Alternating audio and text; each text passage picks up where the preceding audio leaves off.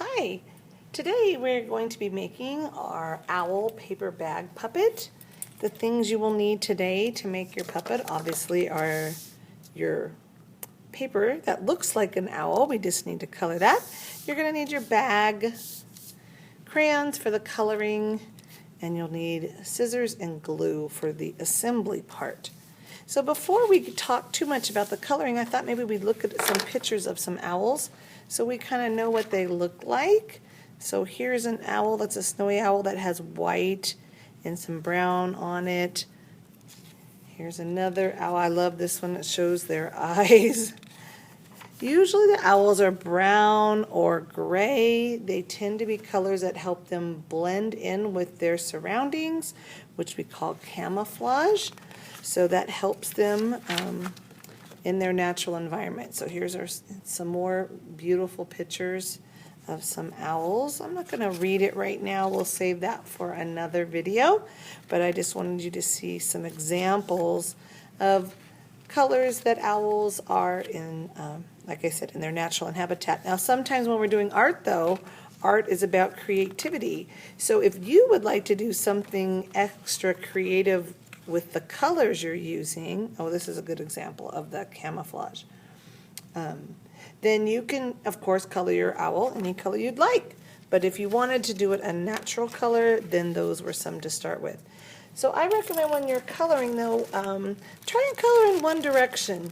Sometimes when kids are coloring or they're in a hurry, and they do this. They start this way, and then they go this way, and then they try to go that way. And then when you're coloring all different directions, it tends to not look as neat. So I'm going to recommend to you, whatever color you use, try to keep your crayon going in the same direction. If you need to, you can always turn your paper or move your hand to get to a tricky situation near the edge maybe that you can't reach. So I like to do that. Sometimes what's fun too is to combine colors. So when you're coloring, I might do one basic color like this brown, but then I might take another crayon like a black if I wanted to and kind of do a little black around the edges, kind of blending the colors. Sometimes when you do that, you have to change how hard you're coloring or the amount of pressure you're putting on if you want the colors to blend. If you want to put in, like say some like this orange, and then you wanted to do the brown with it, it kind of makes a different color. So that kind of is fun to do too, to blend two colors together. So you might want to try that. I'm going to let you color yours. I colored mine before we started. And this is what I chose to do. I did mostly brown. There's some white.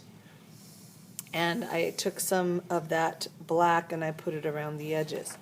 Once you have finished coloring, you need to carefully cut out your owl. Always when you're cutting, make sure that that silver part of the scissors is on the line when you squeeze, because that is exactly where your cut will happen. When you're doing curved parts like that, it helps to turn the paper and turn your scissors at the same time. If you need to, you can always cut off extra pieces of paper while you're doing your cutting. So the bottom part isn't too tricky to cut. It's pretty simple shape. The top piece will be a little bit trickier, but we know you can do hard things, so that won't be a problem. So there's the bottom part. And then now I just need to do the top. Now the top happens to have a lot of little scalloped edges, they're called, where you're gonna have to curve in, then curve out. And I kind of twist the paper as I'm cutting to get those scallops. So glad we learned about owls this week. Owls are amazing creatures. You probably learned something about their sharp talons or their special feathers that are made just right for flying quietly towards their prey, right? What they want to eat for dinner. So your picture here in your puppet, your owl puppet, will be a fun way for you to maybe tell your family all about what you learned this week about owls. You can pretend your owl is talking to them. Or maybe just make that making that hooting or screeching or hissing noise. Owls make different noises, so that is always good to remember. So once we finish this cutting, then the rest is pretty simple. You can just do some gluing. So, all right, thank you for waiting while I was doing the coloring, because the gluing part is a part you may need to watch to know how to put it all together. So once you have your two pieces and your bag, remember this is the part that's going to be the part that flaps open and close, and this is going to go right on top. Now you can see that some of the part of the bag is showing, but that's okay. So when you put your glue on, I like to go around the edges to make sure that part stays on, and then I also put a little glue in the middle. I use two hands when I'm turning a paper over and centering it, because that way it won't be crooked. I can hold it, find out where I want it, and press it down. Now the next part involves the body, and sometimes what we do is we actually tuck it underneath.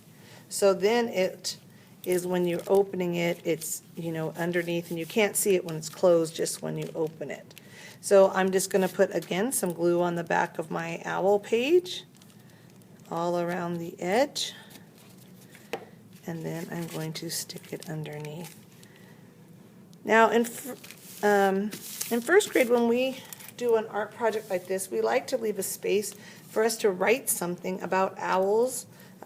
In this instance, it's owls. It might be another animal another day. So there's not a lot of room at the bottom, but you could write it here at the bottom, or you could turn it over and write something you learned about owls on the back. So I'm going to write that owls, start with the capital, that's the ow sound, owls have, I'm going to write our sight word have, owls have sharp, A-R, sharp talons. You can write your own idea or fact on the back about owls that you learned this week. And once you've done that, you put your hand in, and then your owl can talk to your family.